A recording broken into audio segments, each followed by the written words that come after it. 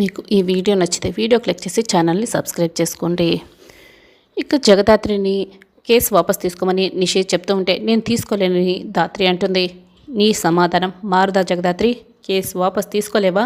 మళ్ళీ ఫైనల్గా అడుగుతున్నాను అని నిషి అడుగుతుంది. నేను కేసు వాపస్ తీసుకోలేను.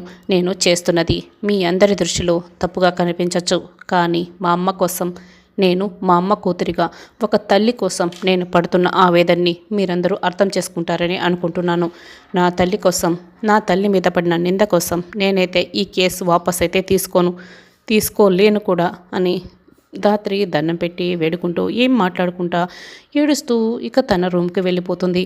వైజయంతి కేదార్ని అక్కడే నిల్చోబెట్టి, చూడు మాధురి నిన్ను అన్న అని పిలిచింది కదా, ఈ కుటుంబం అంతా కూడా నా కుటుంబం అని నువ్వు మాట్లాడుతూ చెప్పుకుంటూ ఉంటావు కదా, మరి నీ కుటుంబం కోసం, నీ చెల్లెల కోసం, నీ భార్య చేత, ఆ జగదాత్రి చేత కేసు వాపస్ తీసుకోమని చెప్పలేవా కేదార్? చెప్పు కేదార్, నీ కుటుంబం కోసం నువ్వు ఈ మాత్రం చేయలేవా? నీ భార్యని ఒప్పించలేవా కేదార్?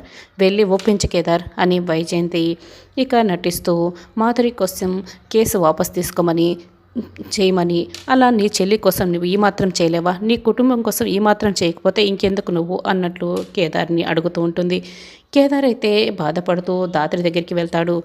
ధాత్రి ఇక బాధపడుతూ గదిలో కూర్చొని ఉంటుంది. కేదార్ వచ్చి కూర్చోగానే, ఏంటి నన్ను కన్విన్స్ చేయడానికి వచ్చావా కేదార్ అని ధాత్రి అడుగుతూ ఉంటుంది.